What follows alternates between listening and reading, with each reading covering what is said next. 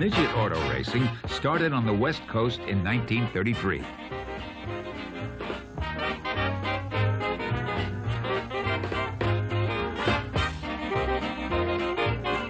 Ken Bremen won the championship in his Henderson motorcycle-powered car. Within a couple of years, midgets were racing from coast to coast. In 1946, these little cars drew a record crowd of 75,000 spectators for a race around the football field at the Rose Bowl. Spills and thrills highlighted every race, and the fans loved it. Roll cages and safety harnesses were unheard of, and serious injuries were common. Lucky for Jim McElreath, his injuries were minimal. Midgets are light and fast without much room in the cockpit. This car is powered by an outboard boat motor. The famed Billy Vukovich won several races in this motorcycle-powered car, commonly known as Vuki's Drake. Vukovich won the 1953 and 1954 Indianapolis 500s. Midget racing was a great training ground for race drivers. Most of the top Indy drivers of the 50s and 60s developed their driving skills on the tough midget circuits. Johnny Parsons won the 1950 Indy 500 and the 1955 Turkey Night Grand Prix. Duke Neylan raced midgets from coast to coast and drove the famed Novi in the Indianapolis race. Troy Ruttman raced midgets at age 17, and a few years later won the 1952 Indianapolis 500 for J.C. Agajanian. Bronco Bill Schindler, a midget star on the East Coast, raced in 3 Indy 500s, finishing 7th in 1952. Walt Faulkner, the Little Dynamo, broke the track record at Indy in 1951, driving the Agajanian Special, and was always a fast qualifier in midgets.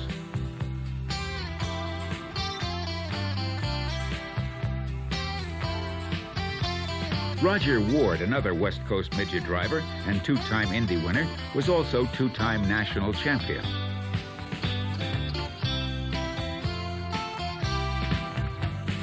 Henry Banks raced midgets in the 30s, 40s, and 50s and won the 1950 national championship. Henry raced in 14 Indy 500s, finishing 6th in 1951.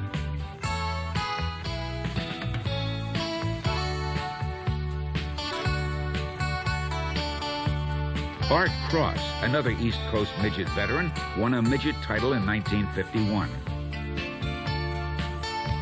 Jimmy Reese, an Oklahoma midget star, raced in 7 Indy 500s.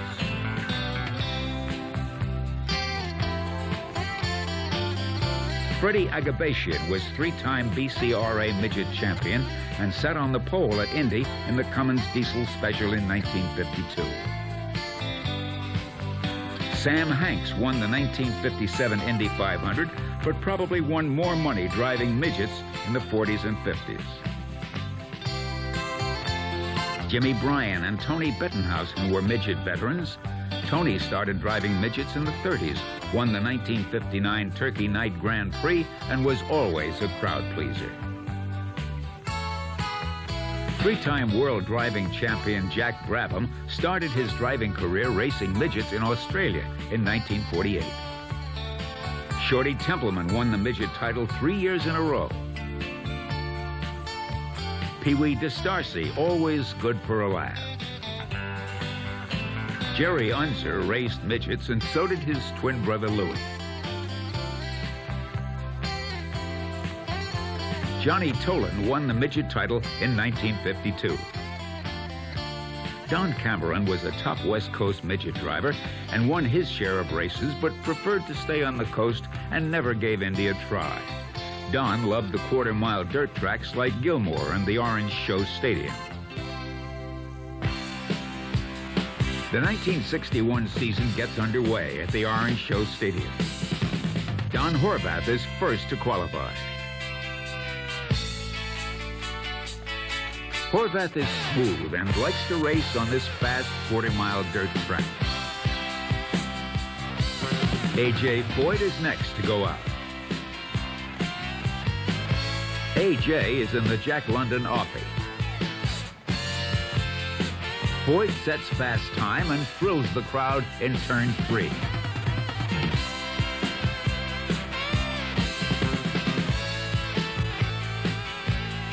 A.J. has the pole for the trophy dash alongside Billy Cantrell. Johnny Tolan starts behind Foyt. Horvath starts outside. Jimmy Jackson motions the drivers to push off.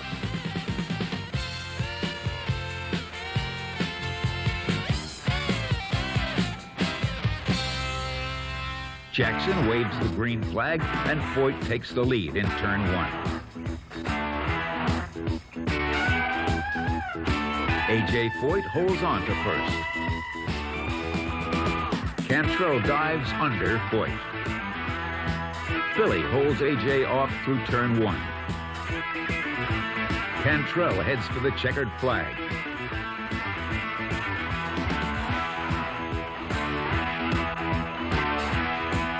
Foyt is second and Tolan is third. Luann Wallen presents the winner's trophy and the victory kiss to Cantrell. The cars are lined up for the feature. A.J. is ready. Norm Hall adjusts his goggles. Johnny Moorhouse waves to the cameraman. It's time to push off.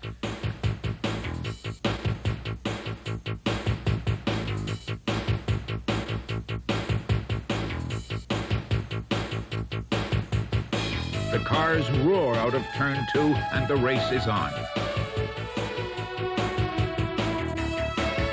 Tommy Kopp challenges Steve Searock for the lead on the outside. Foyt struggles in third. Searock holds on to the lead. Lowell Sachs spins in turn 1. A.J. drives around Steve for the lead.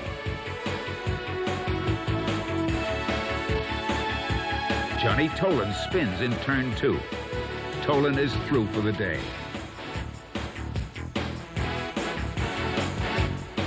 Don Melton challenges Foyt on the inside. Foyt and Melton race side by side into turn 3. A.J. spins and Melton slams into him, sending Foyt on his way. Tommy Kopp is the new leader. Foyt is second, Melton is third, and the rest of the field nips at their heels.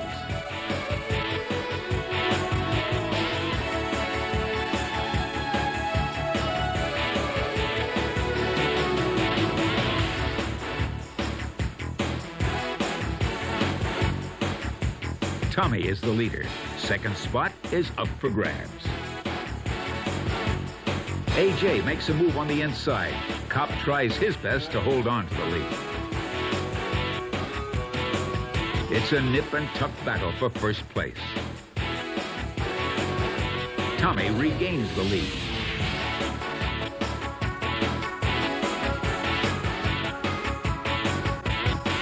Wayne Weiler spins. Foyt and Kopp swap the lead back and forth.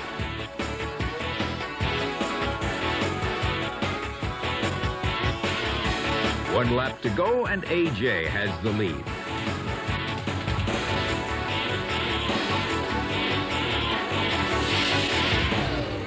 A.J. wins it and heads for his pits. John Banks congratulates Foyt. Tommy Kopp finished second. A.J. fills his crew in about the close calls in the race. A.J. Foyt and Alan Heath line up for the trophy dash at Ascot for the last race of the 1961 season. Foyt is back in the Jack London offing. A.J. tightens his seatbelts and harness.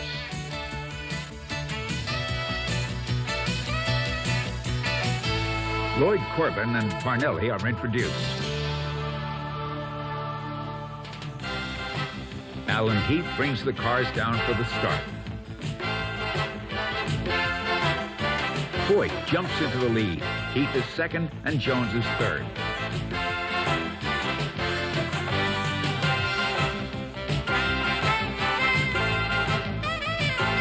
Parnelli makes a move on the inside of Heath for second.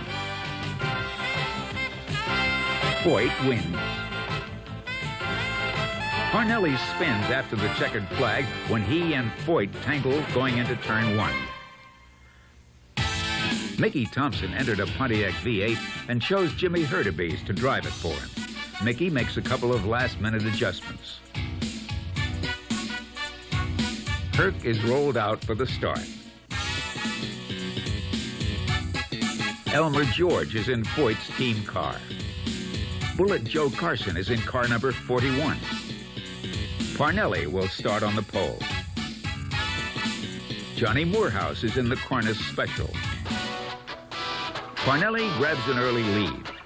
The rest of the field is spread out.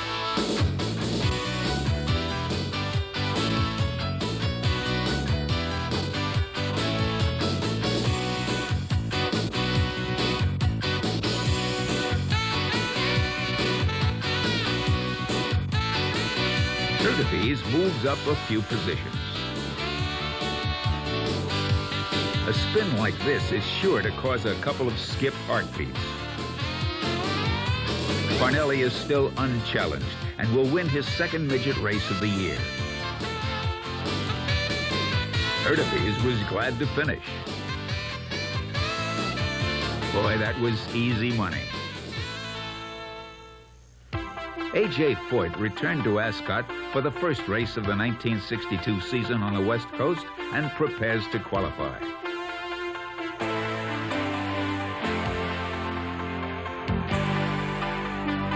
Foyt takes the high groove in turn two. The track is hard and slick, and A.J. chooses the low groove in turn one. A.J. completes his qualification run. Bruce Jacoby is ready to qualify in the Eddie Meyer Offie-powered special. Bruce takes the green flag and hugs the low groove through turn one. Jacoby stays in the low groove through turn 3 and 4. Bruce takes the checkered flag and completes his qualification run. Jimmy Davies is next out to qualify. Davies looks good through turn 4 and starts his second lap of qualification. Jim heads for the checkered flag. His second lap was his best lap. Roger Ward is filling in for Parnelli. Ward waits for his turn to go out and qualify.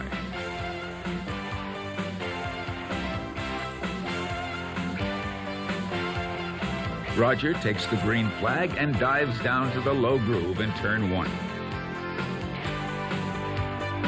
Ward decides to try the high groove in turn 4 and gets a little too high at the start-finish line.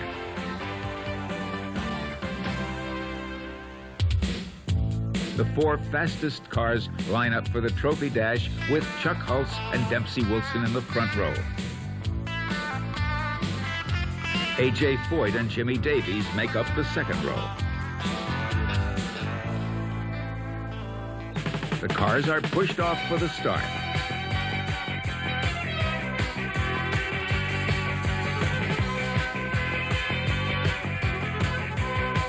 Hulse leads in turn 1. Foyt tries to take Wilson on the inside.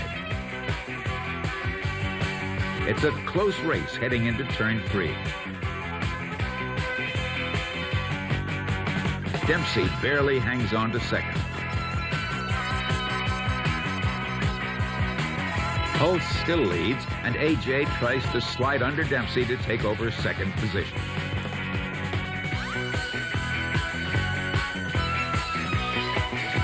Foyt has second and is on Hulse's tail. Chuck wins it.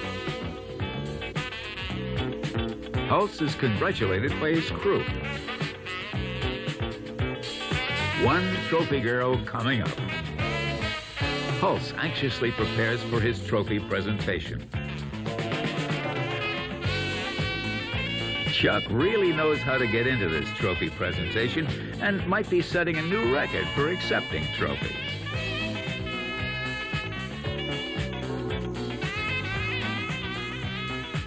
The crowd watches as Jimmy Davies receives his fast time trophy and congratulations from Don Basile. The drivers are lining up for the main event. Joe Garson heads for his starting position. Tommy Kopp looks for his spot. Porky Rockwoods waves. Mike McGreevy is in the Porter Goff offie. Jacoby and Horvath make up the front row. Roger Ward will start in the third row. Dempsey Wilson and A.J. Foyt make up the fourth row. Jim Davies is back in row 5. Foyt is the pre-race favorite.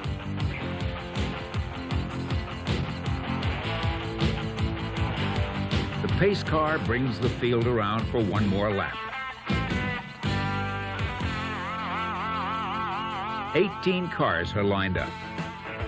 Jacoby brings the field down for the start.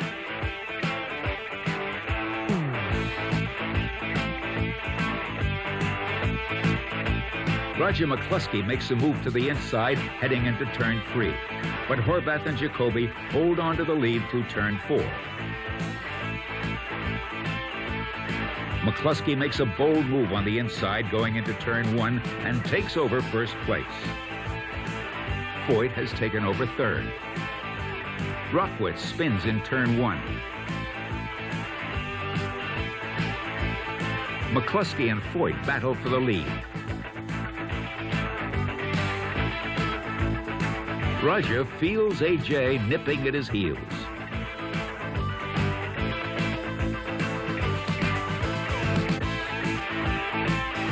Jacoby has his hands full in third.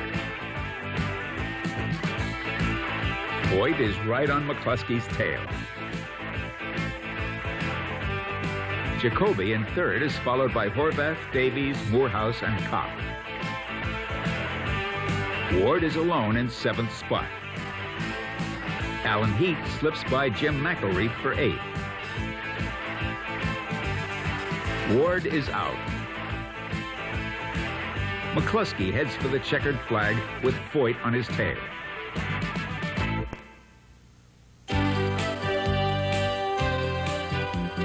Jacoby and Kopp finish 3rd and 4th.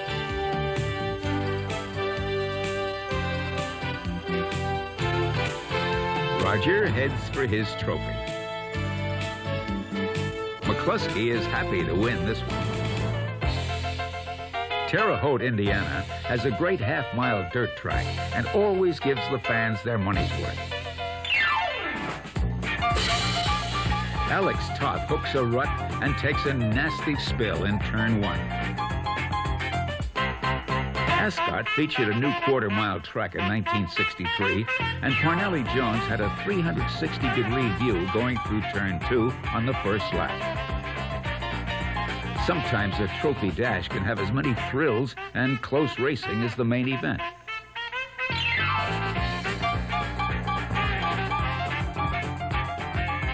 In this dash, everyone tried for first spot in turn 3. Parnelli runs out of room and spins, but manages to regain control.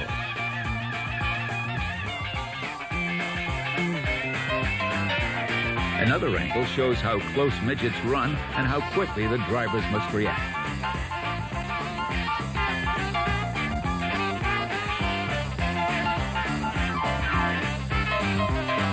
Parnelli demonstrates how to set up and pass for the lead.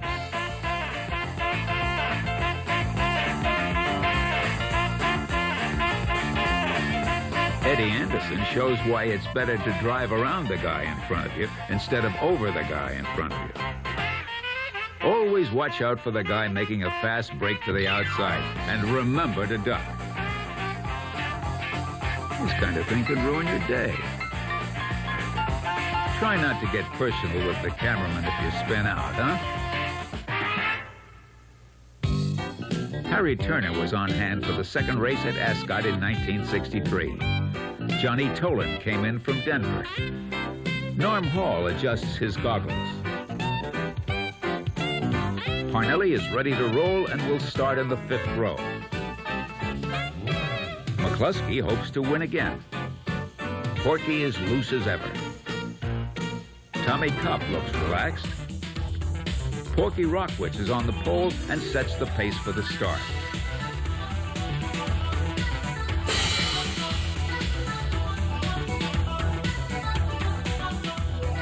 A.J. Foyt jumps into the lead. Porky is second, and the rest of the field is on his tail as they head into the back stretch.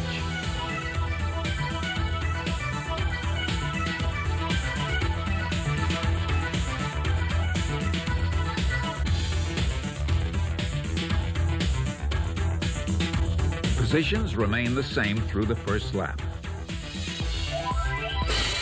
Nelson Ragland slams the wall in turn 2.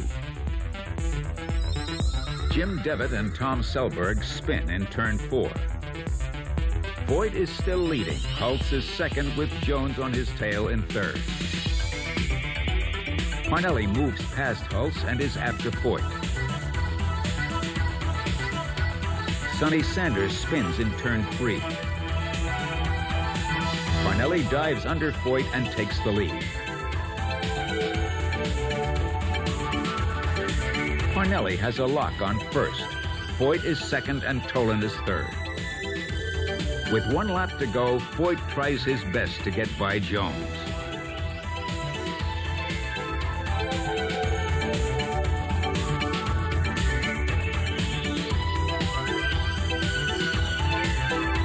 Parnelli heads to the checkered flag. Jones gave the fans their money's worth today.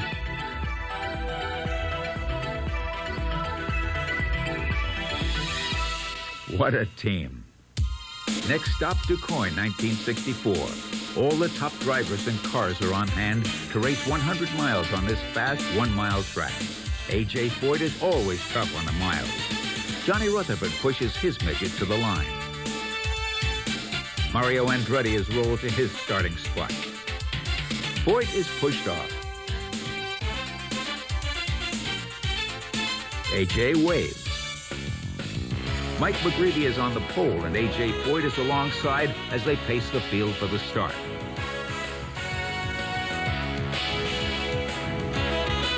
The race is underway. Foyt takes the lead. McGreevy, Branson, and Larson follow. Branson moves up high and looks like he's going to pass Foyt for the lead. But Foyt manages to pull out in front. Foyt, Branson, and McGreevy hold on to the first 3 spots.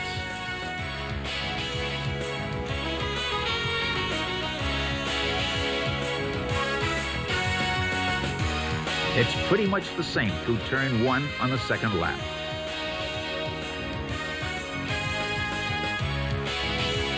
Branson looks strong in second spot and pulls up on Foyt.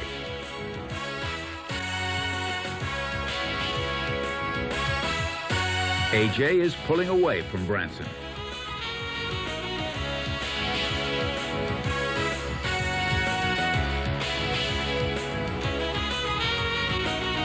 Foyt decides to try the high groove. His car is really working. The track is getting hard and slick. Branson is being chased by Judd Larson.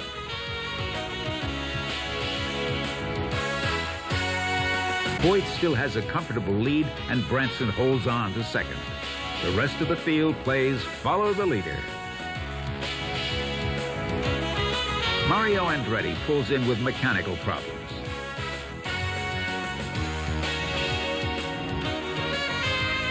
Foyt runs like he's on a rail.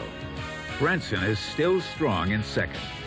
Not much traction outside of the groove. A.J. has really stretched his lead. Branson is all alone in second. Unexpectedly, Foyt pulls into the pits for a right rear tire and fuel.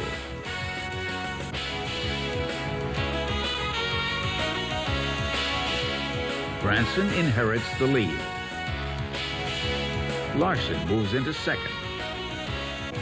AJ is restarted but has no chance of winning. The race is almost over. Voigt tries to make up lost time. Branson slips out of the groove in turn 1. Larson is still running second.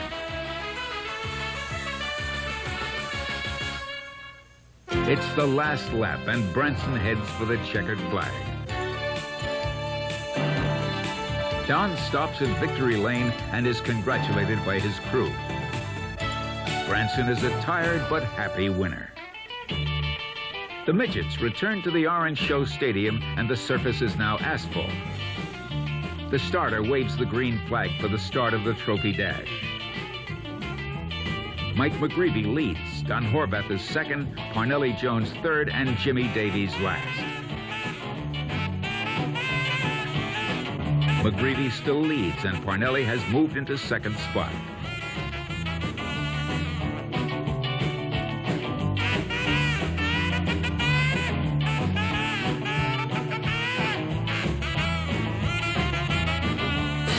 EJ takes a shortcut in a last-ditch effort to take the lead. McGreevy holds on to win. Can't win them all. Mike is really proud of this win. The crowd anxiously awaits the traditional Trophy Queen's kiss for the winner. Mike seems to enjoy this more than winning the race. Alan Heath has agreed to carry our camera on his car and promises to bring it back in one piece. Porky is ready to push off. Billy Vukovic is on his way. Heath will start outside second row. Bob Twitty and Bob Behrens bring the field down for the start. Alan Heath is in car number 97. Heath is on Twitty's tail, trying to get by. Dempsey Wilson slips in front of Heath. Behrens leads. Wilson is second and Allen is third. Heath passes Wilson and charges after the leader.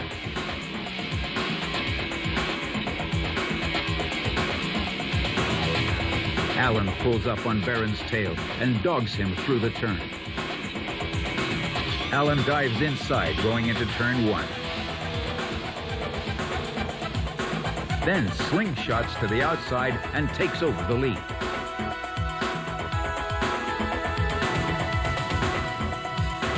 Heath is pulling away from the field. There's a tangle in turn 2. Allen waves to the crowd. Only one lap to go. Heath heads for the checkered flag. Alan Heath, always a showman, throws his arms in the air as he wins the race. Ned Spath takes second, Johnny Morehouse third. Billy Vukovic hangs on for fifth.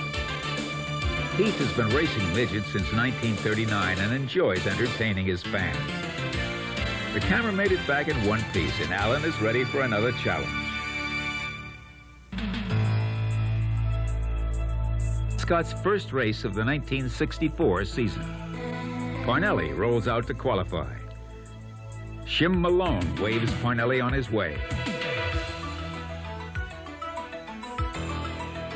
Jones holds the one-lap track record on this fast quarter mile and breaks his old record by 52 hundredths of a second.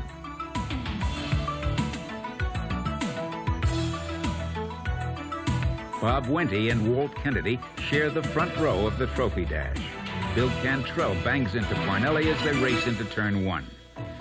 The cars are lined up again and head for the starter's flag. Cantrell jumps in front of Wente on the inside. Jones goes from last to first with a real slick move.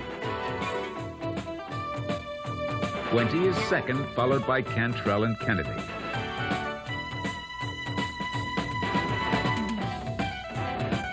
Parnelli wins it in record time. Jones is rolled out for the main event. The 50-lap feature is underway.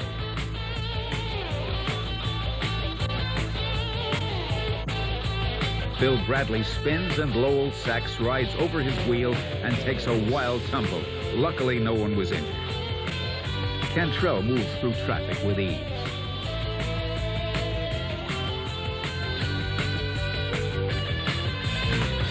Porky Rockwitz makes contact with Bob Wenty. Alan Heath rides over Wenty's wheel and slams onto the track. Heath is all right. Parnelli wins another one. Indoor midget racing is popular in the winter months. A camera is mounted on Tommy Kopp's car and gives us a front row seat for all the action. The indoor races pack a lot of excitement. Action is tight and quick. There is not much room to pass, and a driver has to use all of the track and take advantage of every available opening. Sometimes getting by the guy in front of you requires a little patience, waiting for him to make a mistake. And with any luck, you can go on and win the race.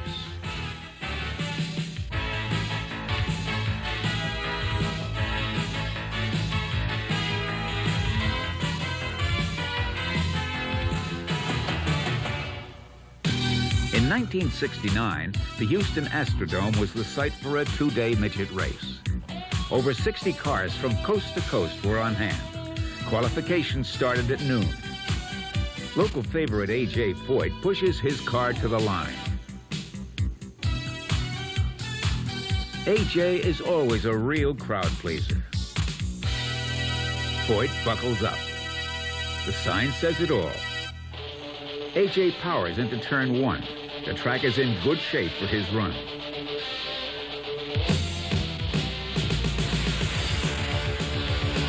Foyt's first lap was his best. Bobby Unser fires up for his run. Bobby and his brother Al are teammates driving for Parnelli Jones. Bobby completes his run. Last-minute adjustments are made before the race. The Houston Astrodome put on a spectacular pre-race presentation. The fans loved it.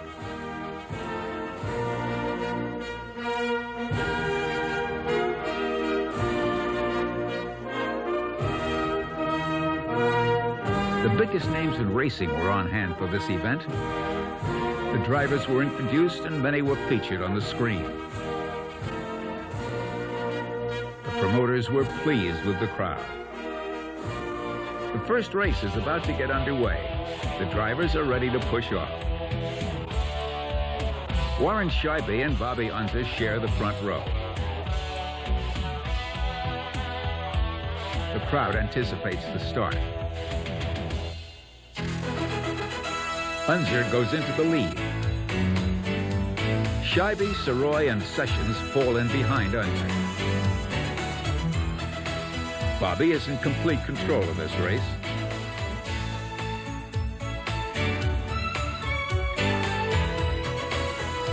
Unser leads every lap and heads for the checkered flag.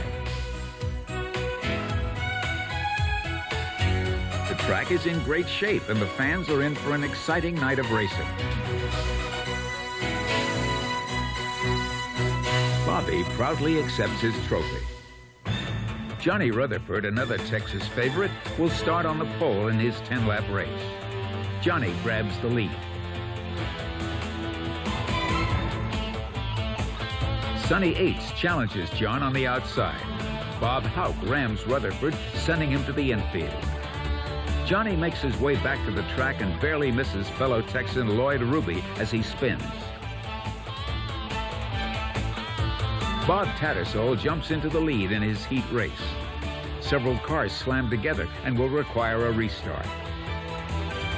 On the restart, Tattersall makes the same outside move and goes back into the lead. Steve Troxell loses it and causes a real melee on the backstretch.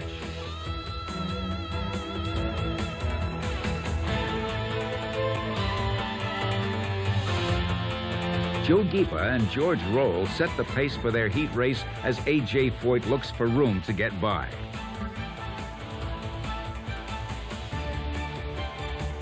A.J. pulls alongside Roll and challenges for the lead. The crowd watches as Foyt pulls into the lead.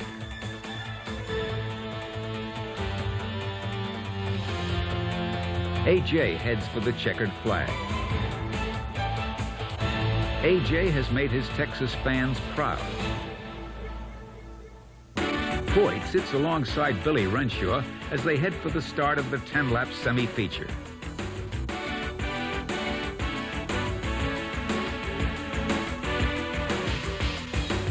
AJ leads. Eights is second, and Johnny Rutherford tries to pass on the outside. AJ is smooth through turn 3. Foyt heads for the checkered flag. The cars are pushed out for the main event.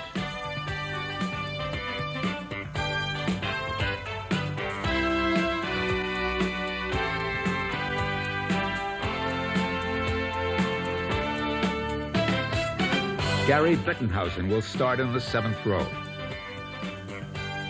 Mel Kenyon will start in the rear. Foyt is ready to go for it. Tony Hulman gives the "Gentlemen, start your engines" command. AJ pushes off. The drivers wave to the crowd. 24 cars line up in a special 4 abreast parade lap.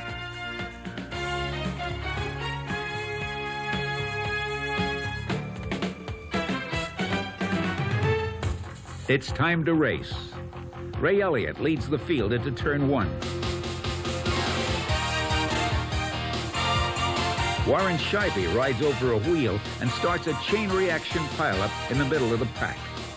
Don Vogler spins to a stop. Everyone else gets through. The drivers are lined up single file for the restart. Ray Elliott leads Henry Penz, Tom Bigelow, and Joe Giba through turn 1. Elliott hangs on to the lead, and Bobby Unser moves up to 7th.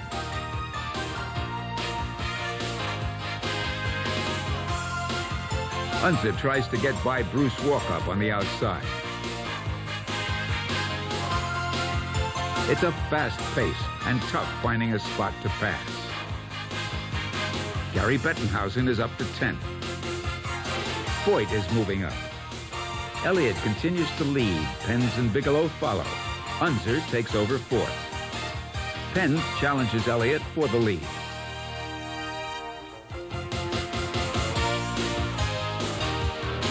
Bettenhausen has moved into 5th. Gary is getting through the traffic with ease.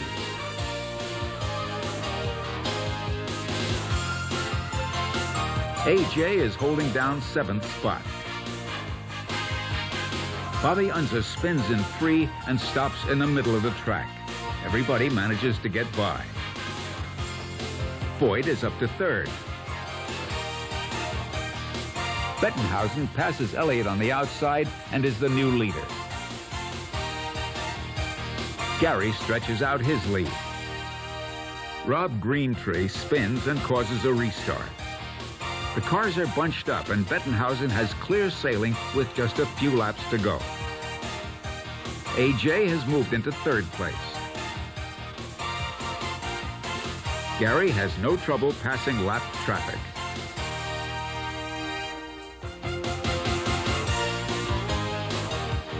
Foyt is 2nd, but is about to be lapped by Bettenhausen. 1 lap to go. Gary is on the last lap and heads for the checkered flag. Foyt finishes 2nd and Billy Vukovic 3rd. Ray Elliott settles for 4th.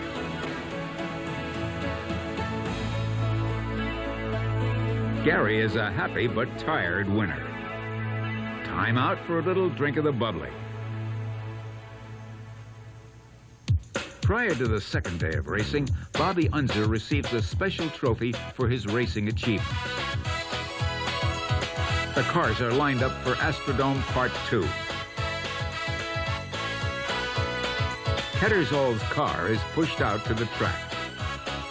AJ really enjoys midget racing and looks forward to the second 100-lapper. Gary prepares for the race and is glad to start up front. With any luck, Bettenhausen will make it 2 in a row.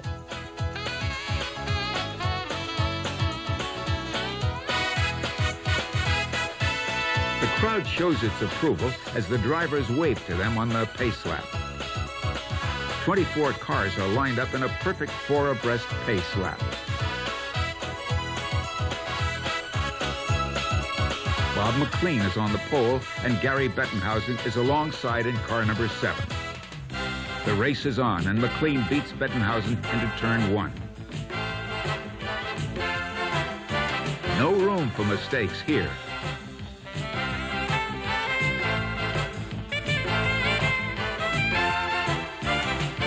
Jim McVeigh spins on the front stretch. McLean is followed by Bettenhausen, Strickland, Spaulding, and Kunzman in that order.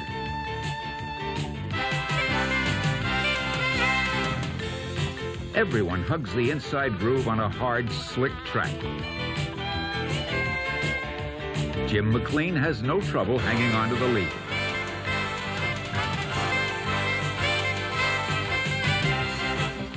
Bad luck strikes. McLean has a flat tire and drops out of the race.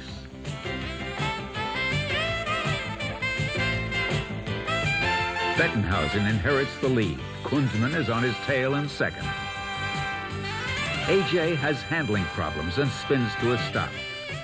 His fans are disappointed as he is through for the night. Steve Troxell spins in turn 2. Kunzman continues to ride on Bettenhausen's tail in second. Sam Sessions is running in 4th place.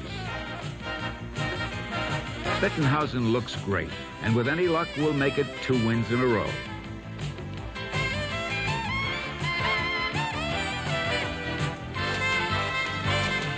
Sammy deals with lap traffic. Bruce Walkup is in 3rd. Back in the pack, the drivers continue to battle for a better position. Mario Andretti runs over a tire marker and kicks it onto the track. The tire stops in the middle of turn 1 and causes an unavoidable collision as Kunzman and Bettenhausen come together. Another angle clearly shows that Bettenhausen didn't have a chance, cheating himself and the crowd out of 2 in a row. Lee Kunzman is the new leader. Richard Poole spins and is collected by Bill Puterball and taken for a wild ride through the infield. Everybody runs for cover. Kunzman leads Walkup, Sessions, and Bigelow as the race winds down. Lee has to stay out of trouble to win. Sessions and Walkup are locked in a battle for second.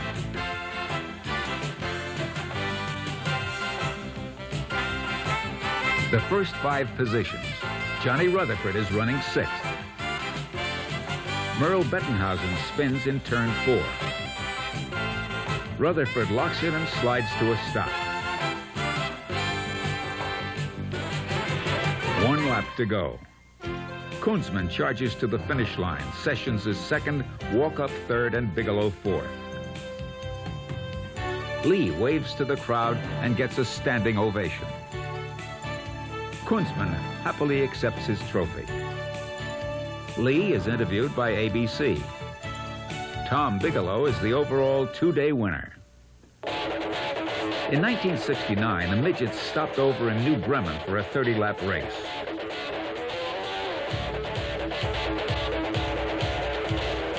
Merle Bettenhausen has the outside pole position and jumps into the lead going into turn 1.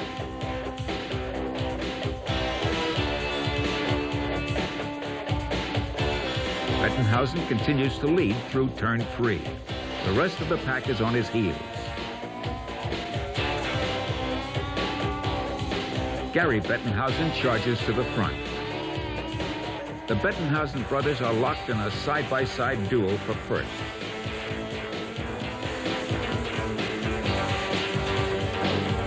Neither will give an inch. Lap after lap, the battle for first continues.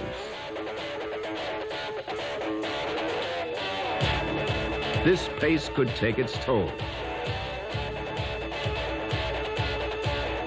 Merle falls out, and Gary hangs on to win. Sonny Yates finished second. The Hut 100 is a classic race run at the Action Track in Terre Haute. The cars start the race 3 abreast. It's a miracle to get through the first turn.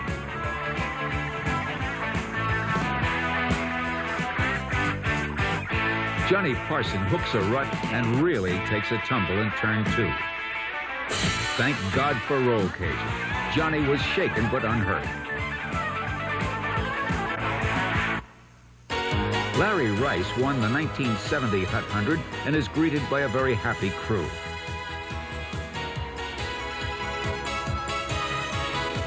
Larry is a popular winner.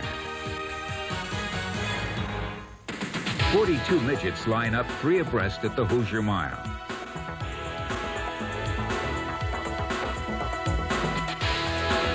The race is on. It's a mad dash into the first turn, and somehow everybody makes it through. Jack Burkett slams the wall in turn 3, thrilling himself and the crowd. Midgets on the Hoosier Mile are a show to behold. These cars average just a tick off of 100 miles per hour. Tommy Astrodome gets sideways. Dana Carter launches over his wheel and goes into a series of end-for-end flips in turn 2. Carter waves that he is okay. The race gets back underway, and a couple of laps later, more action in turn 3. Robbie Powell slams the wall and slides upside down, sending a shower of sparks as he crashes end for end. The ambulance heads out to pick Robbie up. Luckily, Powell is helped out of his car unhurt.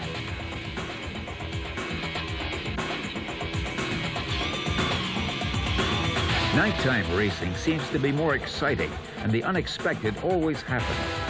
Don DeJean rides over Rick Gowdy's wheel and flips hard end over end, knocking DeJean unconscious. The throttle is stuck wide open and takes Don for a wild ride, finally stopping when the engine blows. DeJean was not seriously injured.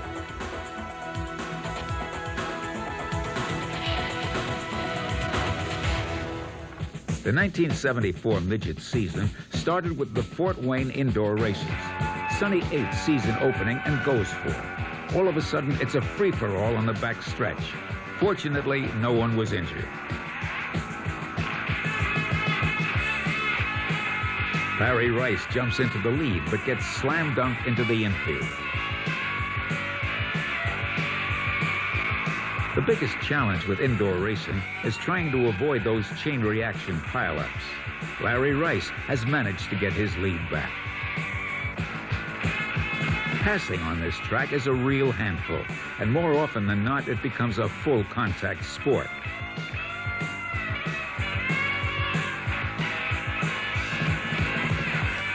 Rice sneaks by on the inside and heads for the checkered flag. Larry had his hands full for 100 laps and as many close calls. Rice finally moves into the spotlight.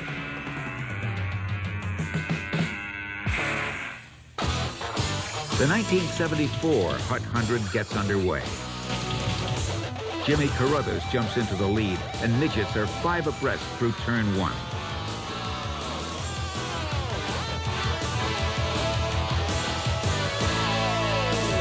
It's a wild race back in the pack as they continue to race 5 abreast.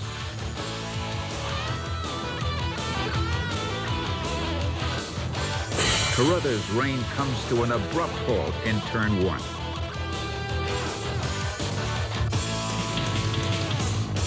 Arnie Knepper takes the lead. Steve Cannon and Bob Olivero are second and third.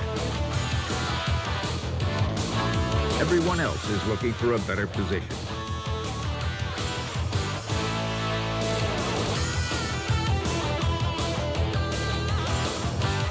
Olivero is taking it to the limit. More action in turn 1. Butch Heisman hooks a rut and flips. Joe Saldana slams into Butch. Both drivers seem to be okay and climb out of their cars. Bobby Olivero has the lead and heads for the checkered flag. Knepper, Astone, and Cannon take the next 3 positions.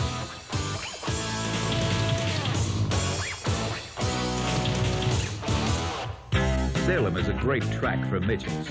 1974 midget champion Mel Kenyon always runs great here. Dwayne Carter has raced his share of high bank tracks and talks with Pancho about today's race strategy. Dwayne spends equal time with Dana, who is second in points for the 1975 National Midget Championship. The cars are on the parade lap. 18 cars race into turn 1. Midgets average almost 100 miles an hour on this half-mile high-bank track.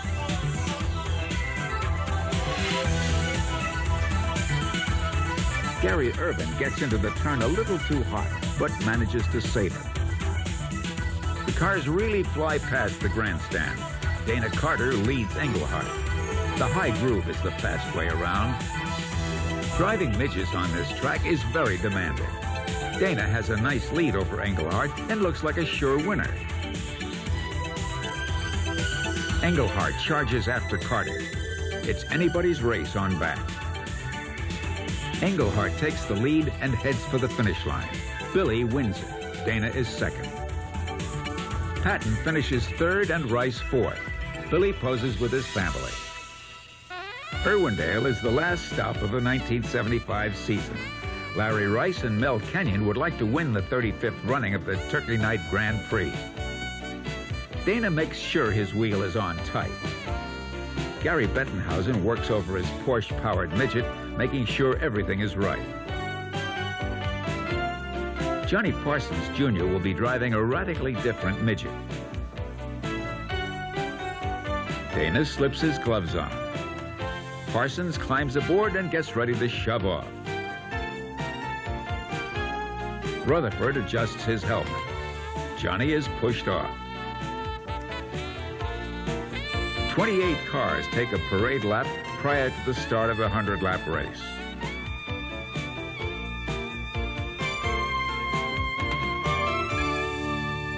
Tommy Astone and Johnny Parsons take the field down for the start.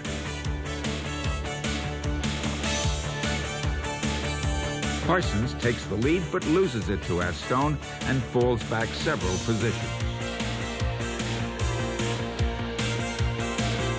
Tommy continues to lead and everybody makes it through the first lap. Roy Cook leads coming off turn 2. There's a real shuffle of positions on back. Cook is followed by Parsons and Astone. Parsons tries his best to get by Cook. Billy Vukovich III watches his dad.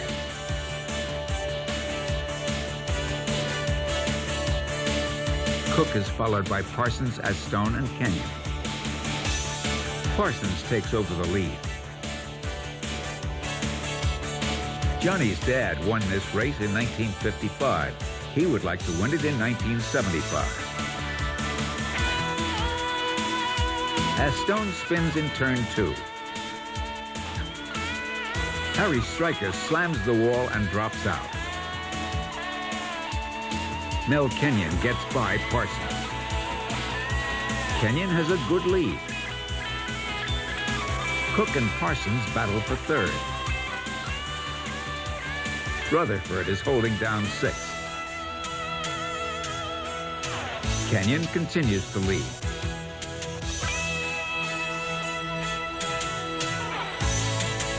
Mel has a lock on first. One more lap to go. Mel won this race back in 1963. Kenyon heads for the checkered flag. Mel wins the last race of the season. Roy Cook finished second.